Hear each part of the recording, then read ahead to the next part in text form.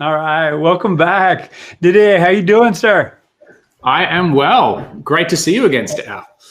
Hey, great to see you. I think the last time we were together was here in San Francisco, if I recall correctly, and I was yelling things at you across a bar for some reason. And I just was in one of those moods.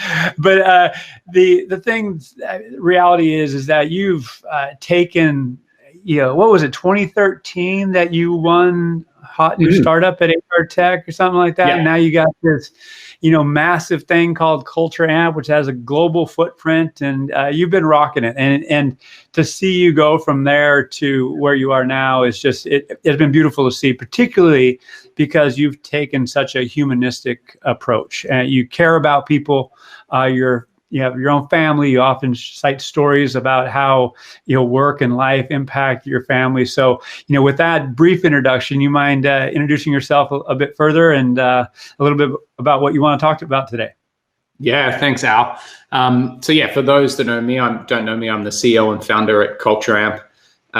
In a prior life, previous to Culture Amp, I worked in film, worked for Hollywood, spent 13 years working my way from software engineer to CEO. And then decided that, A, I wanted to build a software company. Software is my background. But B, what I cared about was people and culture, what you talked about there, Al. And I think what drove me, even when I was in film, and it absolutely drives me at Culture Amp, is just the world of work has changed. Back in 1938, Henry Ford said, "Why is it when all I want is a pair of hands, I need a brain attached?" And so much of how we run businesses kind of comes from that worldview. And I think where we stand today, there's a good, 20 plus years worth of research that people aren't using, that aren't being applied, that isn't being connected to how we're running our organizations. And so for me, that's the thing that really set us off on that journey. And so we started on this journey. I actually started the company back in 2011. 2013 was when what we are today was kind of created. And now we work with, I think it's about 3,300 companies. And we started life in the organizational feedback world.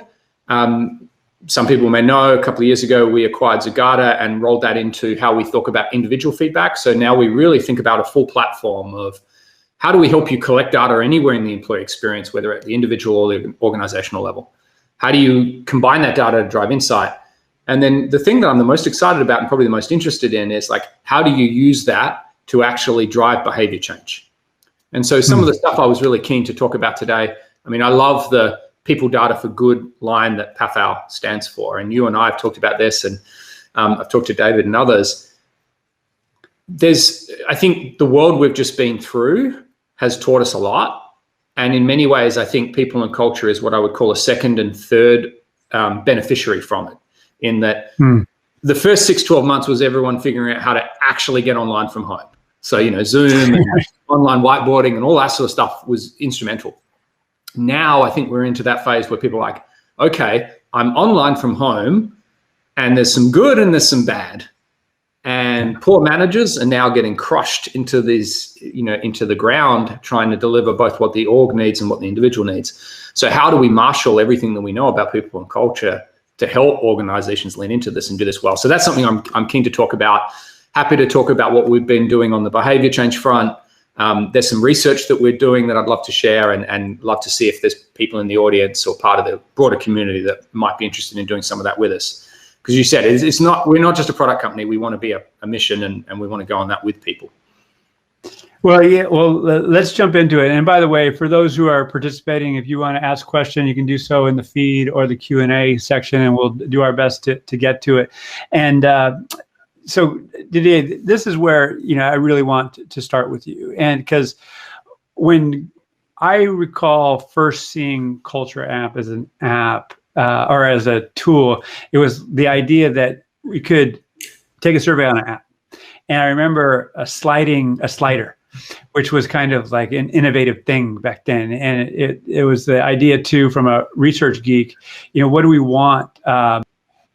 Ability in the data so we can see patterns and tell a story around it. And that was much different than a Likert scale or people or a paper-based survey.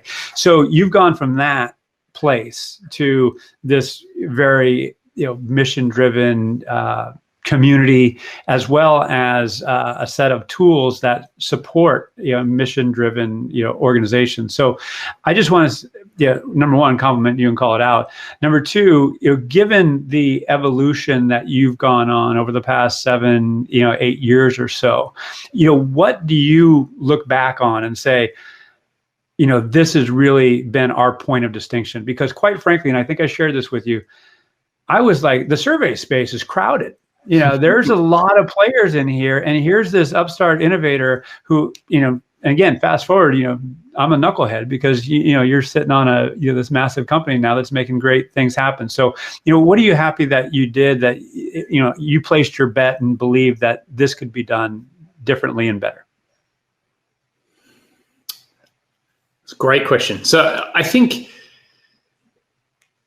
in the first place, it was realizing that a lot of the need was getting the power into the hands of more people. We were really trying to democratize this.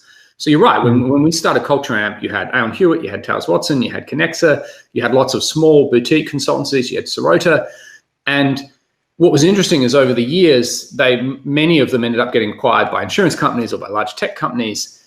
And they were still working for the same companies, trying to solve the same problems and talking to the same managers. And we weren't getting any of the actual change that we needed or wanted off the back of it. And one of my insights from a technology point of view was that, yes, there's two kind of important parts of innovation in technology. One of them is when you do something for the first time. So the first 3D printer was a revelation because no one had seen something like that before. But it was also the size of the room, and it cost $1,000 to produce a cube. So it was kind of pointless. But cool. The other big part of innovation is when we get the cost of doing something far enough down the value that's been created that it can start to really take a life of its own. You look at a company like Slack.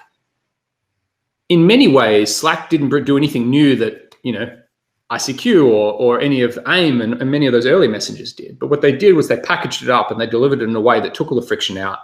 And it got it into the hands of the people that actually needed it to do the work. And it led to an incredible change in the way we work.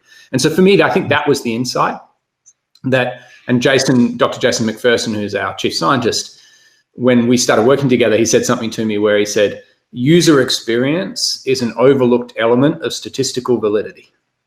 And at the time, backing to your point of Likert scales and sliders and other things, and at the end of the day, our slider is still a Likert scale. It's just that we were leaning into, okay, but if the person doesn't want to tell you, you're dead before you start. So how do we better treasure the experience of the employee? And then how do we help get data on the other side? And I think the challenge at the time was let's just produce more questions, bigger surveys, more reports. And we were like, actually, no, we need to get it into the hands of more people. And as we went on that journey, I think the big thing for us was that whilst what we were bringing was technology, what we wanted to make our differentiator, what I would still say is our differentiator today, and particularly as we're starting to think about a broader thing than just engagement, is people science. And it's not just one part of people science, but it's actually trying to bring to bear that whole field. And I think what I am endlessly humbled and fascinated by is the last 20 years of learning. Like, we want to democratize that learning. And, there's the IO psychology, there's the neuropsychology, there's the neuroeconomics. I've probably learned as much from therapy and people like Marshall Linehan and DBT in terms of, if we want to change behavior, how do we involve people in these sorts of things? So for me, it's that. We don't want to be the smartest people in the room. We just want to be a lens through which thousands, if not hundreds of thousands of companies can use that knowledge to build stronger cultures and to use that to build better businesses. Well, I mean, beautifully said, and you're definitely the smartest person in this room. So I doubt that, looking at somebody else. No, the thing I want to call out there is you're absolutely right. And I've had countless conversations, and I'm sure you have had too, is that, I don't know, I think my son took the book, the knowing doing gap. Like, we know a lot, but our ability to actually implement that at scale hasn't happened. Thus, there's a great opportunity, and obviously, you're taking advantage of that opportunity. You're still doing that. So, my question to you is that historically, if you did a survey, the principal customer of the insights that were generated were executives. They wanted to figure out, where the risk areas were. They maybe wanted to nudge something, increase communication, something that was, okay, we're going to make some change, but it was modest in expectation. Sometimes they, well, we can't do that. It's too much of a heavy lift. And, I don't know how many times I've been told, oh, we're not there yet and all this. But now, there's the pace of change, the appetite for change, not only at executive levels, but those who are actually generating the data. The individuals, they want to see benefit. If I'm going to give you my responses, if I know you're collecting data on me, what's in it for me?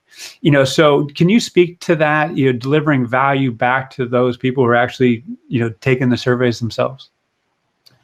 Yes, we actually think of it in two steps. So at the end of the day, the value has to accrete to every person in the company, because to your point, like they're the person you're asking, why are they doing this? What's the value? What's the action they're going to see? And something that we often say to people is that people say, oh, what's your thought on survey fatigue?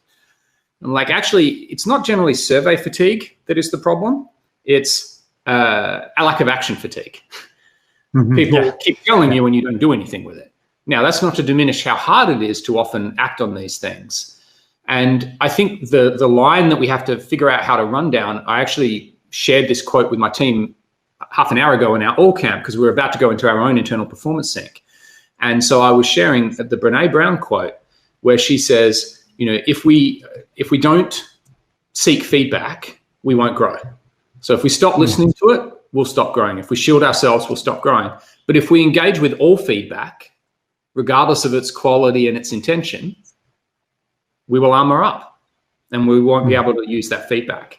And so the interesting thing for me is, how do we drive those conversations and how do we do that at scale? And so when we think about it, you're right. Senior leaders, executives are a critical audience for us. Ultimately, we have to get to everybody.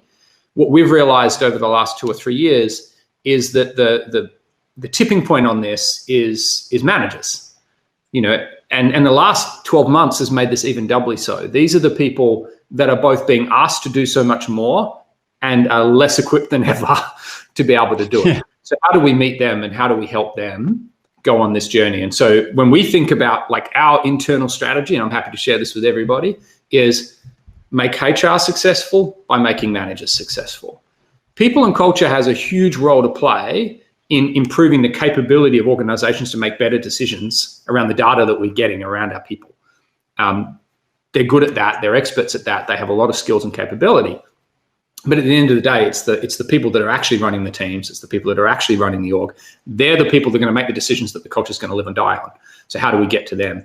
And technology allows us to get in their hands. And then the question is, how do we get the information to them at the right time? So one of the things that we've been focusing on over the last 1.5 years is the knowing doing gap, and how do we provide micro learning that actually uses spaced repetition, uses a lot of that behavioral insight to, and I like this room because it's a room hopefully where some of the people will follow what I'm getting at. So much of what we talk about in the people and culture space is deliberate practice. And deliberate practice is fantastic. But when you're trying to change behavior, it's not actually very effective. What we have to do is think about, how do we influence the choice architecture of managers? So if we use like a neuroeconomics model of how do we prime, how do we set up, how do we follow through, how do we nudge, how do we ensure that when managers are in situations where they're making choices and having conversations that affect our culture, that they're more likely than not to do it in ways that are stronger and more powerful? And I think technology has a huge role to play in that, because you can't do it one-to-one. You can't do it through mediated training. You have to do it through some sort of support.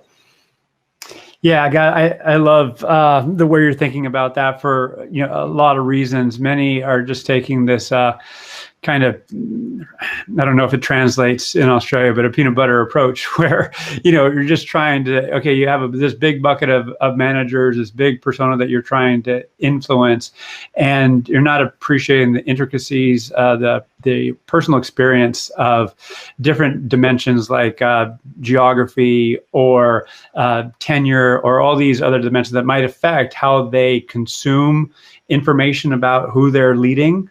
And so what I'm getting is to the research that you're thinking about. We talked before we got live, expectancy theory. These are things that we're both well versed in, but a people manager doesn't have that background or education. So how can we, in a very safe, appropriate way, create the environment where they can be successful, where they can leverage all this historical knowledge, get insight that is timely, relevant, and actionable, so they can move forward with the least risk and the highest probability that they can actually achieve what they want to achieve. So, with that framing, what are you doing with the creating the environment, creating the appropriate data, as I'm talking more about, because it's not just any data, it has to be appropriate for this time, this uniqueness. So can you speak to that a little bit? How are you setting the table, so to speak, so people managers can be successful? So we think of it at a couple of levels. The first one, and so much of it comes back to how do you have the right conversations at the right time. And I think a lot of the value that we can do is in giving people the right starting points. So drawing upon the research and giving people the questions. And I think what's been great is that the conversation around engagement, for example, has broadened. And, you go to a PSYOP or a PAFOW event or something or other, and every 2 years someone will say, is engagement dead? And it doesn't die, it just keeps changing as we get a better understanding. It used to be satisfaction, and then it was engagement. And now we talk about belonging, we talk about well-being, we talk about, commitment and all these other things. And so first piece is just giving people access to the good questions that they can start with. How do we help people know where to start? And so that's crowdsourcing that stuff, making it available through templates, giving people the tools to go, these are the right questions. And one of the things that we've put a lot of energy and effort into is not going to customers and just saying, here are our 10 perfect questions. For benchmarking reasons, you cannot touch them or do anything to them. You just have to ask them to everyone. And there is some validity in that approach because it allows you to generate a large amount of data. But what we've found is that by giving people more flexibility, giving people more topics that they can choose to focus on, depending on where they're at in the culture and what it is that they're trying to focus on, we've been able to have a richer conversation. And we're now getting to the point where we have enough data on all those different questions that we can sort of circle back around and give people those benchmarks and give people those insights. So firstly, help people ask the question, what questions should I be asking? So that's the first thing that people need to know. What questions, whether it's the organizational level or increasingly in the individual level, what are the right questions for a manager to ask or for an individual to ask in their own self-reflection or to ask of other people that are more likely to elicit the right response? And this is an area that is so fiendishly difficult because there's so much disagreement on what it is we're actually trying to achieve with the process. People are walking and say, hey, we're going to redevelop performance development and we're all focused on helping our people grow. And then 10 minutes into the conversation, someone's saying, but what we really need is the ability to, dole out bonuses. And somebody else is like, no, this has got to be we've got to create psychological safety. Like, okay, this is a fiendishly difficult problem to solve. So how do we help people break those things apart? Ask the right questions. How do we help them understand the data? And this is a conversation that I know, keeps going around, and we need places like PAFOW to help people on that because it's not easy to take what we're learning and apply it to the individual and not do harm. And particularly when we think about diversity and inclusion outcomes and where people are generalizing from data and using that to make decisions that may not be good in the long run, and all of the stuff we see around machine learning algorithms being blind and training sets and so on. So that's something that we can do by helping people start in good places and not encouraging bad behaviors. And then third and lastly is, based on what we learnt in that, what is the highest likelihood for us to surface up that will help move that person in the right direction? And I think the big thing for us that we've had to learn, just sharing out from a vulnerability point of view, is that so many of our beginning points were, how do I change Al? Like, Al's got this thing, what do I need to do? What do I need to say to Al? But I think if what we're focusing on, I know what a lot of stuff that Humu's focusing on is, what do we do at scale? Like, if we have 100 owls, how do we interact with 100 owls such that 30 of them are more likely to do the right thing? And if we can hit that tipping point, we can create an environment that will change the behavior for other people. And that is actually a different problem. And it's one that we're all learning again. And the thing that I'd love if anyone in the room has interest in, to talk about now or to hit me up after, the more I've gone down into it, the more I've started getting into, particularly around how we think about behavior change for individuals. We don't actually have the research tools, I think. We don't have the theoretical tools at the moment. And so we're actually looking and going, shit, do we actually have to create some of our own data here? Because like expectancy theory is fine if you think we work the way economists thought we worked 150 years ago. It's a rational agent model. And like, unless you're going to load everything on valence, it actually doesn't explain how we work. Like the last 15 years of neuroeconomics shows us we don't make logical choices about pain and pleasure. There is much more to intrinsic motivation than what expectancy theory tells us is likely to happen. And so if that's an area that we're really interested in, is looking and going, well, what's the scaffolding, what's being built around this that can actually be useful for helping people figure out why might we need to set things up in a certain way so that people can get better outcomes.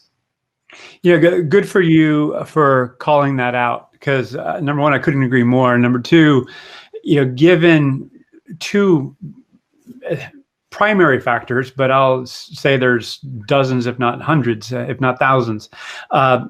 One, the disruption with digital transformation, digitization of life, not only work, but our cell phones being the best example, social media, commanding our attention. I know you have a narrative around that, what it does to not only our brains, but to our hearts, our energy, and how that affects our attention at work. What is going to pull us to work? Is it going to be a heightened pleasure over, the dopamine? I'm going to get my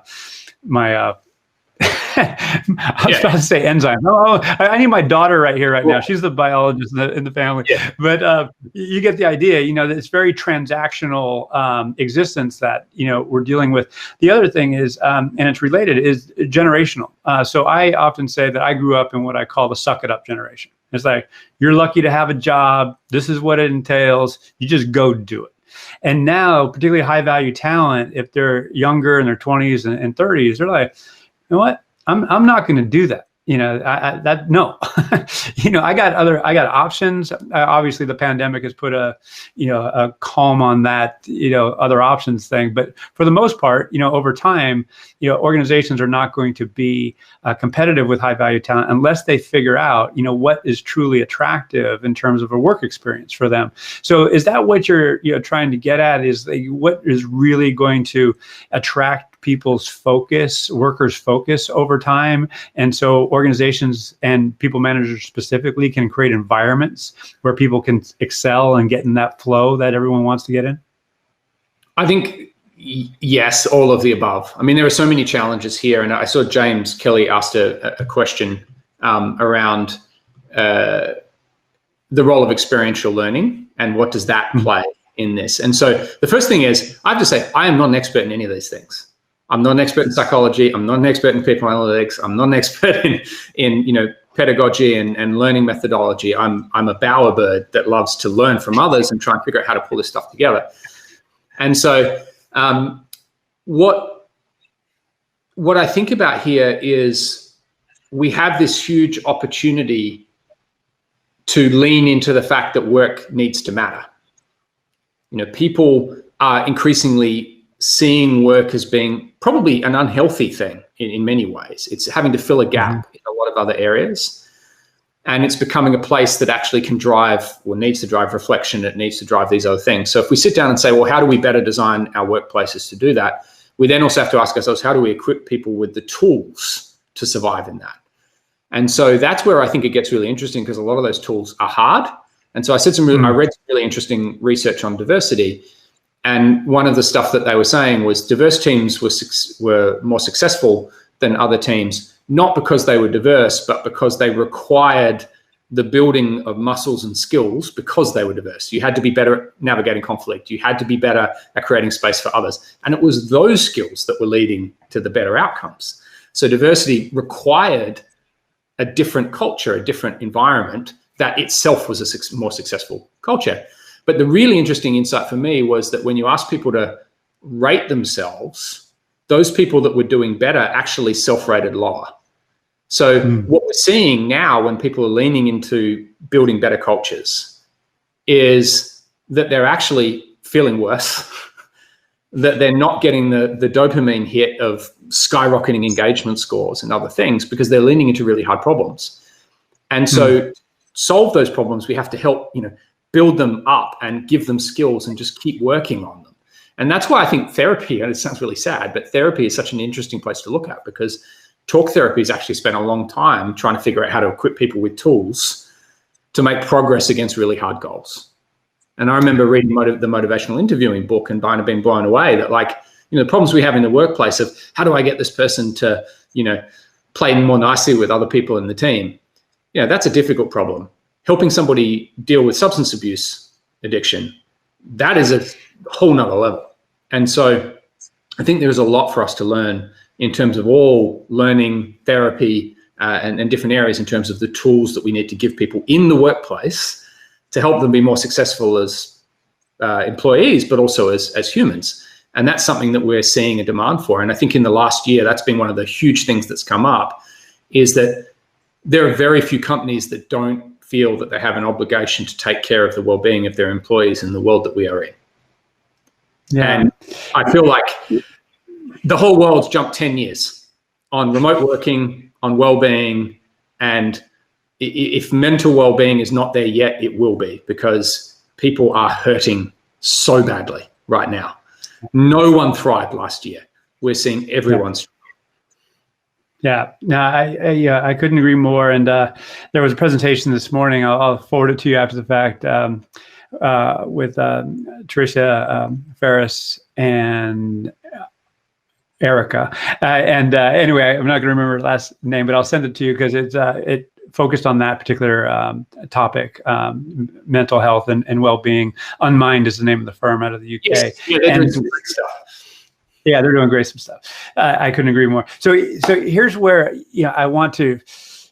You're making me. I have two things that I want to talk about, so I'm going to have to choose one, like a mature adult here. So you mentioned therapy a couple of times, talk therapy, and many, whether it be an executive or a new hire out of college, oftentimes has not been practiced at how to create a safe place, how to practice affirmative inquiry, how to truly be attentive to body language, their own as well as others.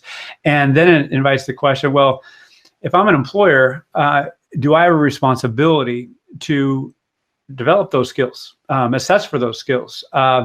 Many are not. And so there is the case where, okay, we just want it to happen, but we're not either aware of the work or we're not willing to invest in the work to actually get to a better place. And before I let you respond and ask a question, is you're making me reflect on my experience.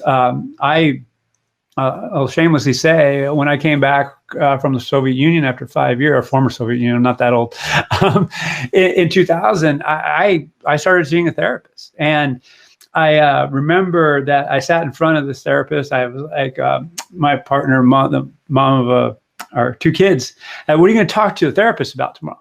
And I said, well, I want to know his position on Freud, and I want to know, how if he read Irvin Yalom, group psychotherapy, and all this stuff. So I get in there and I sit in the chair, sit across the room, sign the paperwork, write a check, and so, how you doing?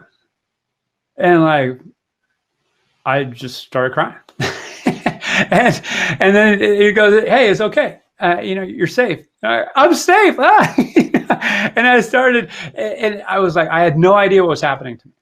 But I have to say, given my experience, despite my education, despite my professional experience to that point in my life, as a new father, I had not been in a safe place in that type of, in a setting. I don't know if I had ever been. And so fast forward, not only he, but other therapists, other people in my life have actually taught me, some by example, some more overtly through workshops, on how to create a safe place, how to stay in conversation, how to actively listen and do all these things. So where I'm going to land with this as a question, as you are collecting data around feelings of well-being, safety, empowerment, constructs like that, and you've talked about it, now you're coaching and advising, helping organizations put together action plans. What do you hope to see in the months and years ahead in terms of not only promoting well-being for well-being's sake, but as there's a great body of research out there that shows it makes good business sense. There's more innovation that comes. There's better business continuity. So can you speak to that? What do you hope to see? Yeah, I mean, our mission is to create a better world of work. And I think a big part of that is accepting the plurality of what work is. And that we all have an obligation as business leaders to do that, not just to create a better world of work, but to create a better world that leads to that. And I mean, it's really powerful to hear you sharing your story on that. And I think one of the things I reflect on is that I think the challenge for us in this space is when we think about it as a technology company, as a company that brings data and works with thousands of customers, we can legitimize these challenges for people. We can destigmatize them. We can bring them out into the open. We have some research that we'll be sharing in the coming little while. First of all, we shared some research just previously, and if anybody wants to take a look at it, we did some work with Red Thread research looking particularly at the role of managers through COVID and what's the effect of how those managers showed up and what does that do for the success of the business and also the success of individuals. So if you go to cultureamp.com/PAFOW, there's actually a link there. You can get that research and we'd love to connect with you and share some of the other stuff that's coming too. So we did that research on managers. What we've been doing through the end of the year and the start of the year is we've been actually looking at share price as a crude but a proxy for performance and looking at our own customers and identifying what's the connection between engagement, company confidence, but also belonging. And just to give you a sneak peek, what we're finding and what's so fascinating, and I'd love to connect with other people that are doing research in this space as well, is that those people that were investing in belonging, there was no correlation to performance in the short term. In fact, for most of them, they went backwards. Wow. But in the medium term, so 3 years, it was the strongest, one of the strongest correlations we had to performance as measured by share price, and particularly to responding and recovering quickly to COVID. So what we're seeing and what we believe we can do is we can help to use this data to tell this story and to show people. And one of the things that's driven me since the beginning is how do we take something that's, 10 years ago was written up at PSYOP and have it something that's in the mainstream press, that is something that managers know and understand. So, we don't have to create it. We just want to be a lens on pushing that out. So that's a big part of what we're doing. But I think we also need to recognize that we need to play both ends of that spectrum. And so we want to be part of the community. We want to be talking to people that are doing the deep work like this, because the deep work is hard. Yeah. But getting there, simple proxies can often make a lot of the change for us. And so I think about NPS in the customer world. And if anyone cares, I think eNPS is fine, but not a particularly good measure on the employee side. But on the customer side, it is actually quite valuable. Now, is it the most statistically accurate model? No. Are there more sophisticated ones? Hell yes. But NPS has probably done more to actually improve customer service than so much of the deep work, just because it got it into the conversations of frontline managers. It made it applicable. It made it something people could wrap their arms around. And so that's really what we're trying to figure out how to do. How do we create the space for the deep work? How do we create space for the real conversations? How do we make sure that people don't unknowingly fall into really bad places? I mean, if you're doing inclusion work or you're doing equity work, you have to be willing for the vulnerability. That stuff is not easy. And so you have to help people go in well armed and really thinking about what they're doing. But at the same time, if we can prime managers just to focus on some of those basics, we've known that managers that listen are better managers for 50 years. But we're still not very good at teaching them how to do it. And I think if we look at a lot of what we're seeing out of some of the behavioral side, I think we're getting tools that can help us hit away. And I look at our own data with what we're doing with Skills Coach. So with Skills Coach, we've been partnering with Life Labs Learning to take some of their content, using it, targeting to the data that we're getting in the platform. And we're saying, okay, you want to focus on coaching, or you want to focus on resilience, or you want to focus on this. Here's a 20-day, 2-minute a day. It's not an intervention, but like a piece of information that you can consume, that you can interact with. And it uses all of these techniques. And what we're seeing is that at the end of it, 86% of the people that go through it are self-reporting that their behavior is changing, and 67% of the people around them are reporting that their behavior is changing. So we're seeing behavior change. And for me, that's the really important point. And the thing that really makes it stick for me is that we obviously interview the people that use it, and they say things like, none of the content was new. None of this stuff I didn't know, but you just delivered it to me in the right time, in the right way, so that I was more likely to use it. And so it's all those little tools that I think we've learned around spaced learning, about priming and so on, that we can use to get actually simple stuff in. And once people start getting into the simple stuff, they're more ready to do some of the more complex stuff. And we need to take people on that maturity curve. Yeah, yes, and yes. So tell me that. I want to take it a little bit. Actually, I'm going to ask this question because I was going to segue into a bigger topic, but I don't want to leave this just yet, because diversity, equity, and inclusion, and you all in Australia have inspired me around welcome to country, acknowledgement of country, and what you're doing to honor Indigenous people, and not to suggest that everything's perfect there. And obviously what's happened here in the United States with Black Lives Matter, and it has created this this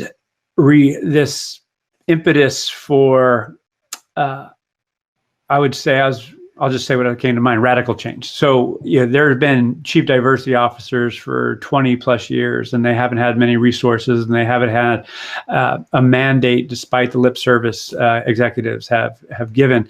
Now, however, it's like, hey, no, this past year was a line in the sand, so to speak, and there is significant change happening on this front, and to create a more inclusive environment, create senses of belonging that account for all types of people in organizations, LGBTQ plus, Black, brown people here in the United States. So, on that front, at Culture Amp, I know you are addressing this, you care about it. Is there anything that we haven't touched on that is addressing that theme specifically? What would you like to see, and what do you all have in the works right now to address, diversity, equity, inclusion, and belonging?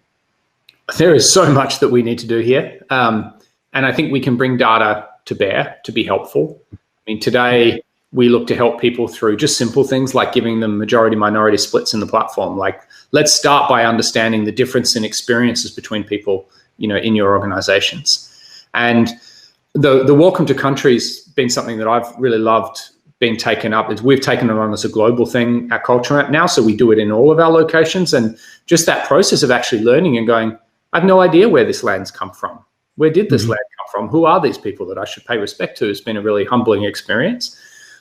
But equally, one of the most profound things for me in the last year was reading How to Be an Anti-Racist by Ibram Zendi. And so Aubrey, who's our head of equity and design, she gave me the book, and we read it. And we actually, as an exec team, went through, she put like a whole program together for us as an exec team. Wow. And it was hard work, focusing on just forcing yourself. And that's why I enjoyed that book, is it's kind of relentless and it doesn't let you off the hook. And it forces you to confront that it's not, a label per se, it's what you're choosing, how you're choosing to act, and what the consequences of those actions are. So if anyone hasn't read it, I can highly recommend it. But where all this has landed for me, and I had a call just before this with our chapter leads. So we've created a global community. Over the years, we have thousands of people. And one of the things we kicked off a year ago was we started creating these virtual chapters. So people that want to are creating Culture First chapters. We're enabling them, but they're driving it and they're leading it. And it's incredibly humbling to watch. And so we were talking about, how do you drive change? And a lot of the questions were, how do you get a leadership team that doesn't believe in X, to do it? We are beyond that point. That horse has bolted. There are people that still do not believe that diversity matters. There are leaders that are still not invested in their people. There are people that don't understand that they have to tackle mental well-being. I think our job as a community is not to worry about them. We're wasting our time trying to convince them to start. And instead, I think we need to be focused on all of the people that last year or the year before or 5 years ago got it, said, yes, I have to do it. I believe in this. I want to make it happen. And they've started, because the problem is it's really frigging hard. And this is what we're seeing in the workshop. They've already got executive commitment. They've already started doing the programs, but the problem is they're not seeing results in 3 months or 6 months or 9 months. And they have to push through that and get out the other side. And so I think our job is to help those people that have already started and give them the tools to get to the next level. And just, it's not worth our time trying to convince people to do this. There's enough people that know that it matters. Let's help them be successful. The others will come. And this relates to the question that I was going to ask earlier. So if an organization is committed to diversity, equity, inclusion, and I like that you cited that book. I actually have it downstairs. I can't say that I've read it. I have like 4 or 5 books on the topic now, and it's going through it with our kids piecemeal, but it's something, I've always considered myself a good person. Like, if I see someone misbehaving, I'll speak up. That's very different than proactively going out and changing things.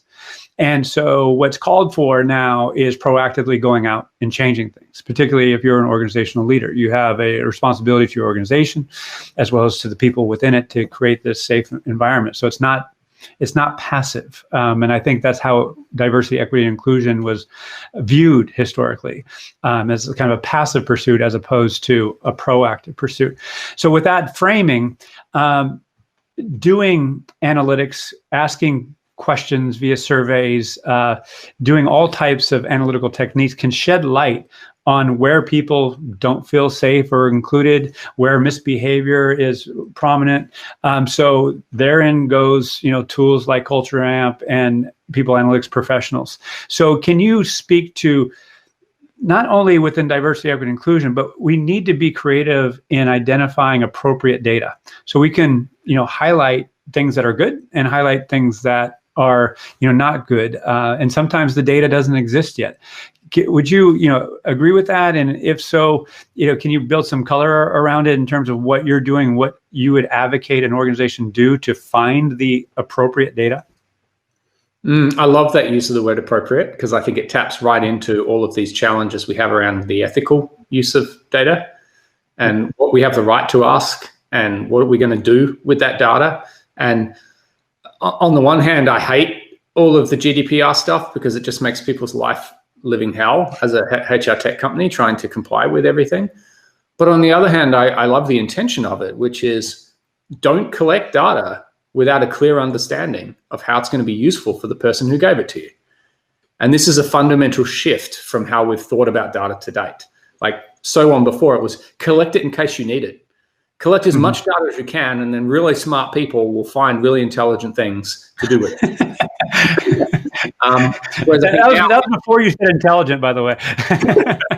Now we have to be much more thoughtful about what are we collecting, why are we collecting it, what are we going to do with it, how are we going to honor the spirit in which it was accepted.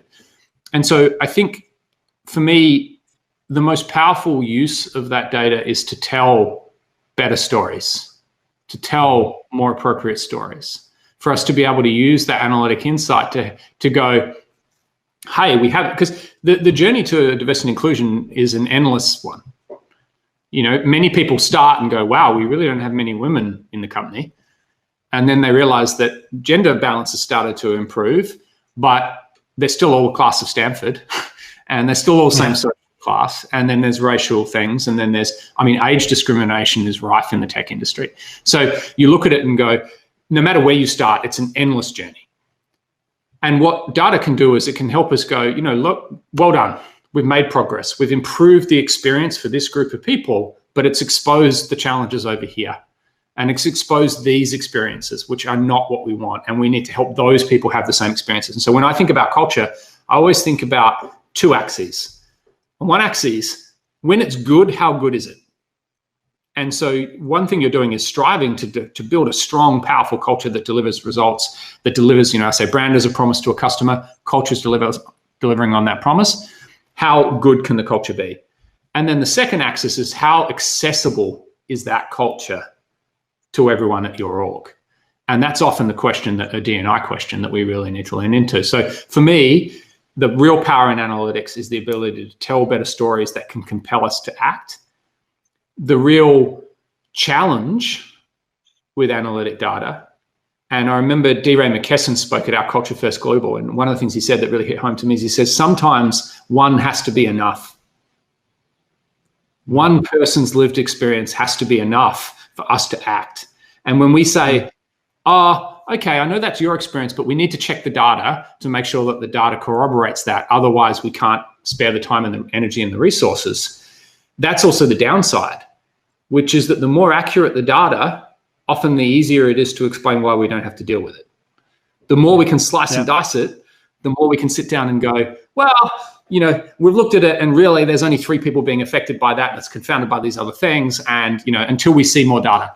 And so the big thing for me that I can't help myself every time somebody says we want to be data driven. And I'm kind of like, no, we do not want to be data driven. That's a nightmare. We want to be data informed. And the information is around the stories that help us lift those small experiences and tell them to the whole so they don't get lost.